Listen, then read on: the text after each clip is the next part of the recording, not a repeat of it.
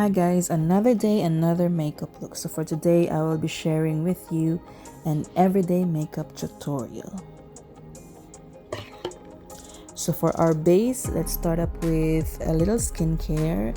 So we're gonna put on some moisturizer. Any moisturizer guys will do, hindi necessary na mahal yung moisturizer ninyo as long as it actually fits on the skin types that you have.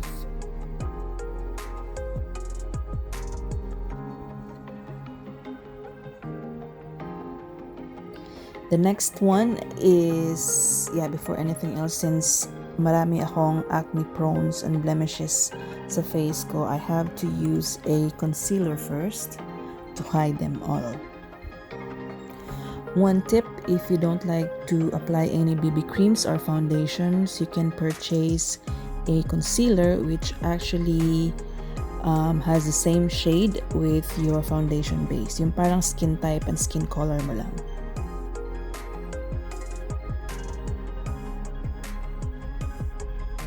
So just gently pat on the areas that you want to conceal, and then you can use a brush or a sponge to blend it out. It's up to you.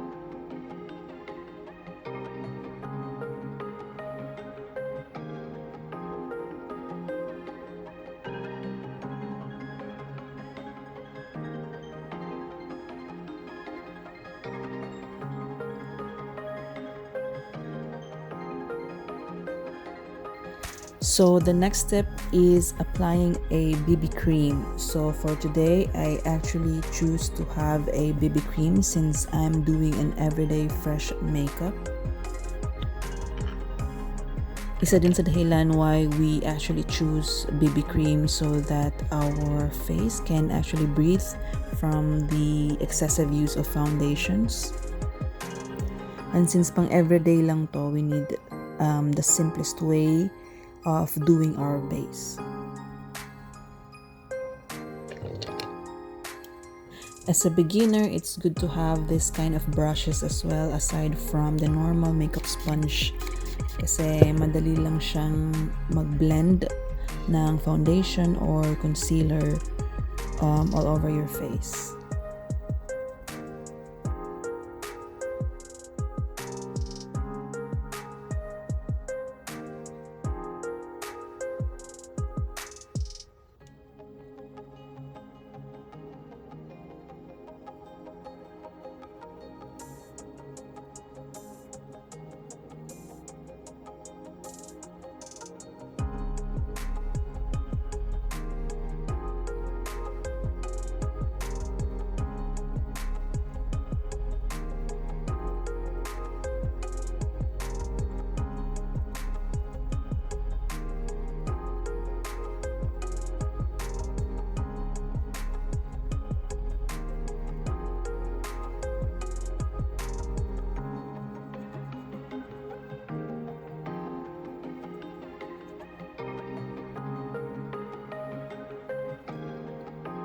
So now just set it all with a powder. You can use a translucent powder, a normal powder, so that everything is mattified on your face.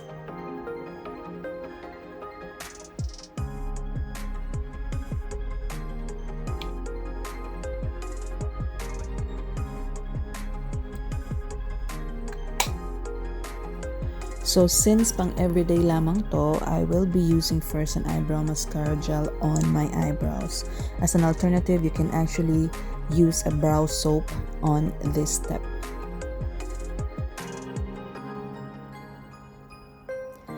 Again, para makahinga din yung eyebrows natin onto heavy products on it. So, and pang everyday lamang siya, so we can use a simple eyebrow product as possible.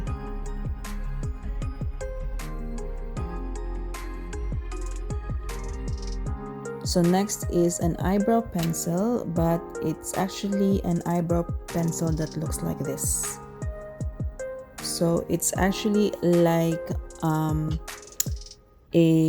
a normal eyebrow pencil, it's actually like a pen type.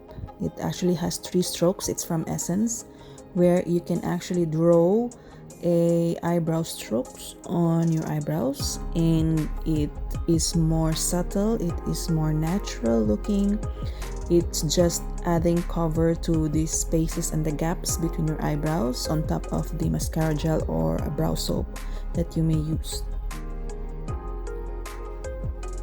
Nahihirapan lang akong konting mag-adjust in this kind of eyebrow product, guys, because I'm used to the normal eyebrow pencil. So it doesn't really actually produce a kind of volume of pigments on the eyebrows. So dinidiin ko siya ng konti just to give me that color that I wanted to show up on my eyebrows.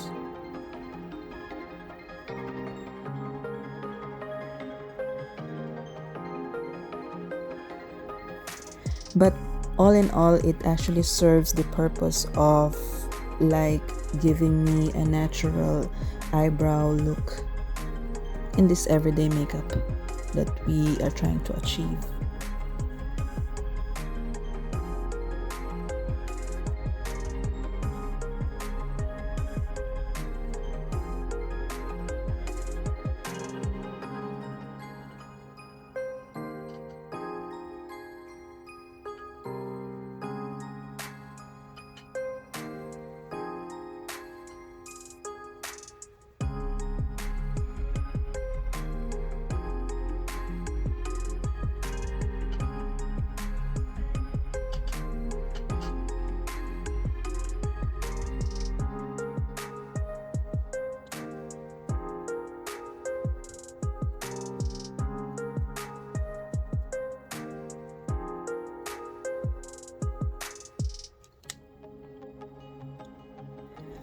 After that, guys, you can actually skip this step if you are doing an everyday makeup tutorial. But for me, I mean, just add a little pop on your eyes will do. So if you have a brighter shade, you can just go on with that and make it as a base. So kung meron kayong mga off-white na eyeshadows or a concealer, maybe you can just put it on top of your eyelids. And then you can use your bare hands on this as well.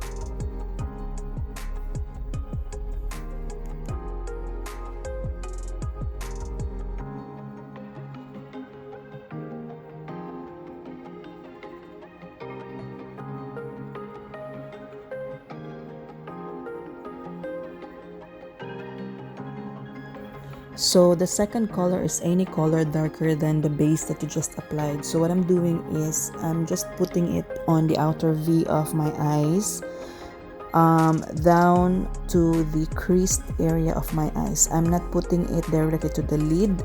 So parang nagbibigay lang siya ng shadow, ng brownish shadow or a dark shadow para ma-emphasize lang yung ganda ng mata mo. So this is an everyday look, guys. You can skip this part, but if you want to add some pop on your eyes, you can just do these basic steps in eyeshadow.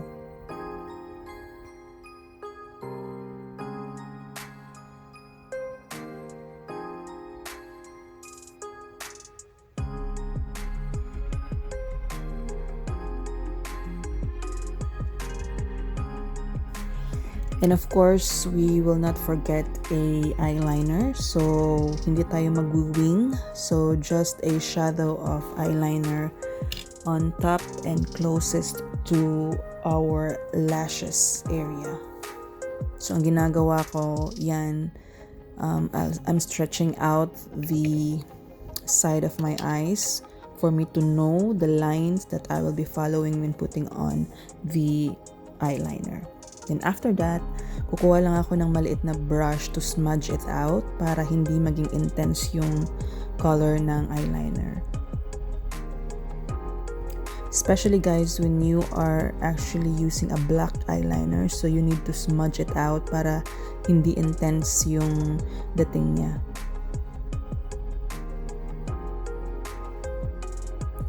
I'm actually purchasing eyeliners that are dark browns, those kind of colors, because nagiging natural looking lang siya, hindi heavy sa mata. So if you want to have an eyeliner, I think you better go for a dark brown shade. Just for me, just for me lang.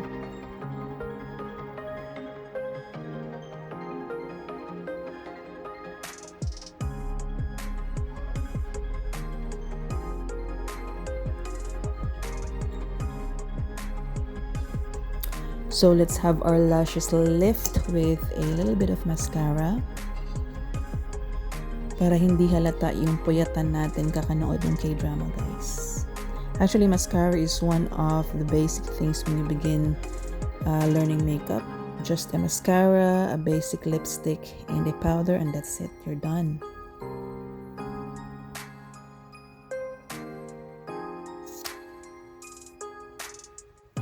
So to add glow on a little bit on our cheeks, we put on some cream blushes. So I have here my favorite one from Glossier.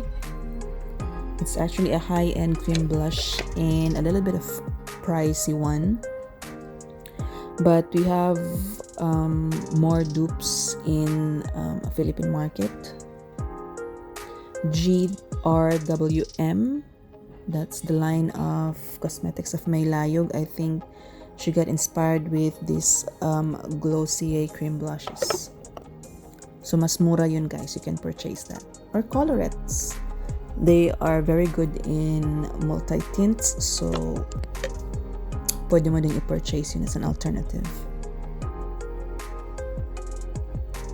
Glossier cream blushes actually super pigment. So a little goes a long way. Very, very little. Tapos, sobrang pigmented niya. So, I'm very, very careful in using this one. And the last part is our lipstick. So, I'm using a Sunnies face. Super ganda nito, guys. Kasi, it's like MLBB. Hindi mo nga matatawag na MLBB kasi parang a hint of a pigment lang siya yung binibigay niya sa lips ko. So, I'm actually close to empty on this product, so I'm really loving it. Every day ginagamit ko siya. Nagta-touch up ako sa office, ginagamit ko din siya. So better get something like this, guys, on your makeup sets. And here is the final look. Your everyday makeup look, girls.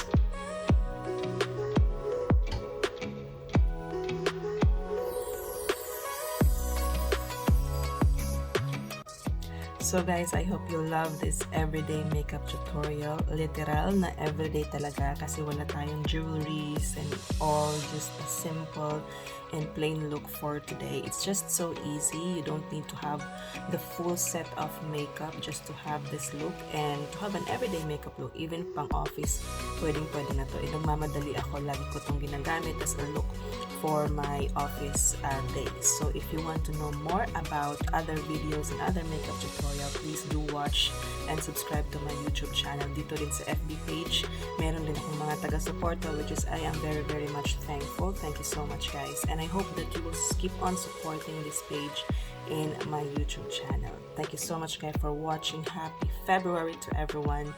Sending love and stay safe.